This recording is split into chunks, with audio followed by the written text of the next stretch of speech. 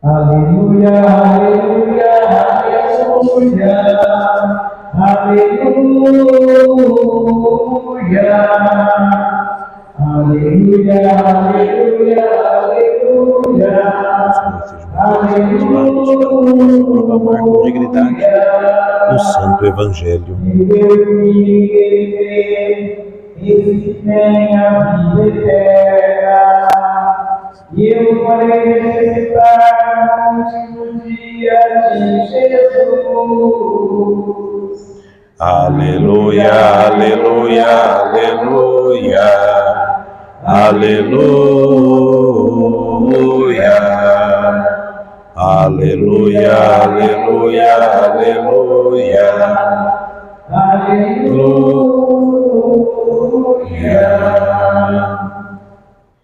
O Senhor esteja convosco. Proclamação do Evangelho de Jesus Cristo, segundo João. Glória a vós, Senhor. Naquele tempo, disse Jesus à multidão: Eu sou o pão da vida. Quem vem a mim não terá mais fome, e quem crê em mim nunca mais terá sede. Eu, porém, vos disse que vós me vistes, mas não acreditais. Todos os que o Pai me confia virão a mim, e quando vierem, não os afastarei. Pois eu desci do céu não para fazer a minha vontade, mas a vontade daquele que me enviou. E esta é a vontade daquele que me enviou, que eu não perca nenhum daqueles que ele me deu, mas os ressuscite no último dia. Pois esta é a vontade do meu Pai, que toda pessoa que vê o Filho e nele crê, tenha a vida eterna, e eu o ressuscitarei no último dia. Palavra da salvação. Glória a vós, Senhor. Pelas palavras do Santo Evangelho, sejam perdoados os nossos pecados. Amém.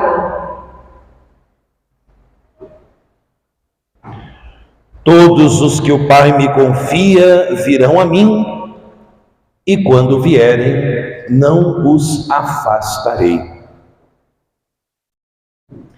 Amados irmãos e irmãs, queridos filhos e filhas, presentes nesta igreja matriz de Santa Luzia em Havaiandava, você também através da Rádio Liberdade FM, através do nosso canal no YouTube, nós hoje reunidos nesta Santa Missa das 3 da tarde, desta quarta-feira da terceira semana da Páscoa, hoje dia 7 de maio, vivendo este dia eucarístico, todo especial, porque estamos ainda mais unidos como igreja, rezando pelo conclave que começou hoje, pedindo a luz do Espírito Santo para os cardeais reunidos na Capela Sistina, desde já consagrando também a Jesus, por intercessão de Nossa Senhora e São José, o futuro Papa que o próprio Jesus, através dos cardeais,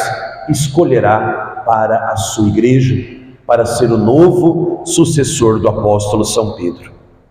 Reunidos nesta Eucaristia, neste tempo da Páscoa, nós estamos caminhando com a liturgia, e eu já disse isso a vocês outras vezes, nesse tempo pascal nós vamos aprendendo como deve ser a nossa vida de Páscoa, como deve ser a nossa vida cristã. E hoje a palavra de Deus nos fala de dois movimentos: o movimento que vem e o movimento que vai. Dirá Jesus no Evangelho de hoje: todos aqueles que o Pai me confia virão até mim, e eu não os afastarei. É uma palavra de muito ânimo, é uma palavra de muita confiança. Todos nós, santos e pecadores, podemos nos aproximar com confiança de Jesus, na palavra, na Eucaristia, no sacramento da reconciliação, confiantes de que Jesus jamais nos mandará embora. Jesus não nos rejeitará desde que nós o busquemos de coração sincero. Desde que nós o busquemos em cada dia, na palavra, na Eucaristia, no sacramento da reconciliação, com esse coração aberto e desejoso de vida nova. Então, o cristão, aquele que vive a Páscoa, é alguém que se aproxima de Jesus. Por isso, o Papa São João Paulo II escreveu, dentre tantos documentos, um documento belíssimo sobre a Igreja e a Eucaristia, onde o nome do documento já diz muito, e daria para a gente fazer uma semana de retiro só com essa frase: a Igreja vive da Eucaristia. Vamos repetir? A Igreja vive da Eucaristia. Que igreja é esta que vive da Eucaristia? Vocês e eu.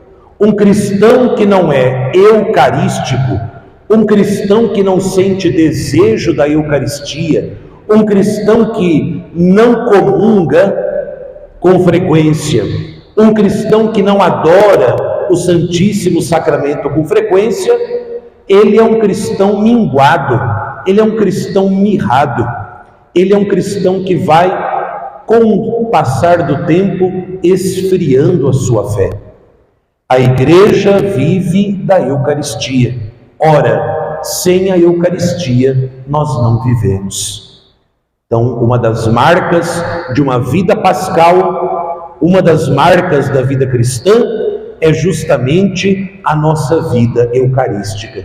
É esse movimento de vir até o encontro de Jesus e sermos acolhidos por Ele.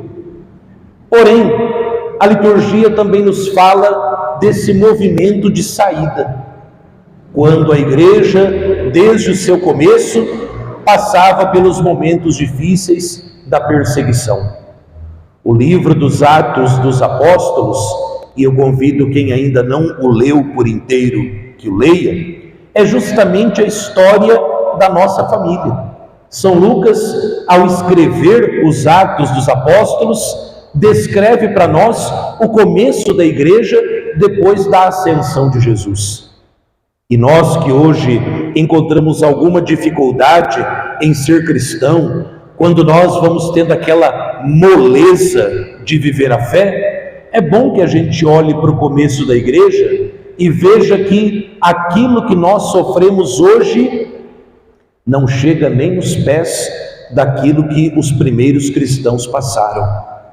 Só que uma pessoa que se alimenta da Eucaristia, ela nunca se entrega à desolação, nunca se entrega ao problema. Mesmo com a perseguição na Igreja, os cristãos encontraram ali não uma oportunidade para largar mão da fé, como nós muitas vezes fazemos. Basta que a Dona Lourdes olhe torto para alguém, esse alguém não volta mais para a igreja. Basta que mude o Papa, a pessoa já abandona a fé. Basta que a vela do altar apague, a pessoa já procura outro canto. Que fé fajuta é essa? Os cristãos, e nós ouvimos isso na primeira leitura, quando surgiu a dificuldade, quando surgiu o problema, quando veio a perseguição, eles, animados pela fé na Páscoa, animados pela Eucaristia, viram no problema uma oportunidade missionária. Falaram para os 12 apóstolos: vocês fiquem aqui em Jerusalém e nós iremos para o mundo. E indo para o mundo, levaram a semente do Evangelho. Ou seja, é como se fosse uma explosão de missão que é provocada justamente pela perseguição. Os problemas da nossa vida, sejam eles quais forem, muitas vezes são oportunidades de crescimento para nós. Quem sabe, se ali em Jerusalém tudo estivesse muito bom, muito tranquilo, será que os primeiros cristãos não teriam também se acomodado? Ah não, aqui está bom, ah não, olha, vamos ficar só entre nós. Não, eles viram que ali, se eram perseguidos, eles fugiriam, primeiro, para obedecer o próprio Jesus, que já havia profetizado a perseguição: quando vos perseguirem numa cidade, fugir para outra, porque o cristão, ele abraça o martírio, mas não é doido, não é masoquista, não pula na frente da bala, né? Então você vai e tenta salvar a sua vida. E nessa tentativa de salvar a vida, você vai indo de um lugar para o outro. Guarde bem, minha querida, guarde bem, meu querido. Para onde você vai, você leva aquilo que você é. Ora, se você de fato é um cristão de verdade, não importa onde você esteja, você levará consigo a igreja inteira com você. O cristão nunca está sozinho. O cristão está sempre amparado pela igreja do céu e da terra, que vai te acompanhando pelos caminhos desse mundo. Nosso povo tem uma expressão que diz: cheguei no fundo do poço. É a melhor coisa da vida. Chegar no fundo do poço é a melhor coisa que pode acontecer para uma pessoa. Por quê? Vocês já viram aquela expressão que quando a gente fala assim: nossa, fulana, você vai cair da escada, e a fulana diz assim: ó, do chão não passa. Pois bem, quem chegou ao fundo do poço não tem mais como ir para baixo. Das duas, uma: ou você se entrega ao desânimo e morre sentada no fundo do poço, ou você olha para cima e diz: bom, daqui a única saída é para cima.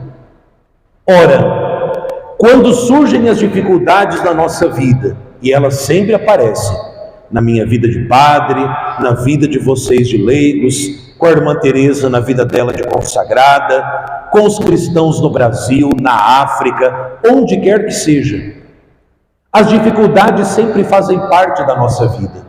Agora, sentar em cima da dificuldade e esperar a morte chegar, isso é a atitude de um pagão. E nós não somos pagãos. Eu me recordo muito daquela frase que eu tenho repetido tanto do Papa Francisco, quando ele dizia: o cristão chora, mas chora olhando para o céu. O cristão padece, mas padece procurando qual é a vontade de Deus naquele sofrimento seu.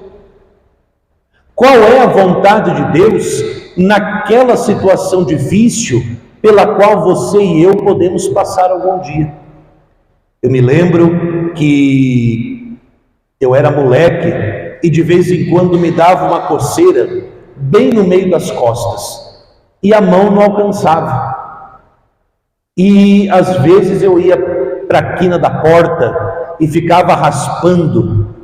E eu falava para minha avó, falei: vó, para que é que Deus permite uma coceira aonde a mão da gente não alcança? E a minha avó vinha e começava a coçar minhas costas e dizia: é para ensinar para a gente que a gente precisa da ajuda dos outros. Então veja, meu irmão e minha irmã, muitas vezes nas dificuldades pelas quais nós passamos, Deus deseja nos ensinar sempre uma lição boa, nem que seja a lição da humildade de que nós precisamos uns dos outros. Por isso, peçamos hoje à Nossa Senhora e a São José que nos alcancem esta graça de termos uma vida tão eucarística, tão marcada pela força da Eucaristia, que nas horas de dificuldades nós encontremos ali uma oportunidade missionária, uma oportunidade de conversão que Deus nos concede.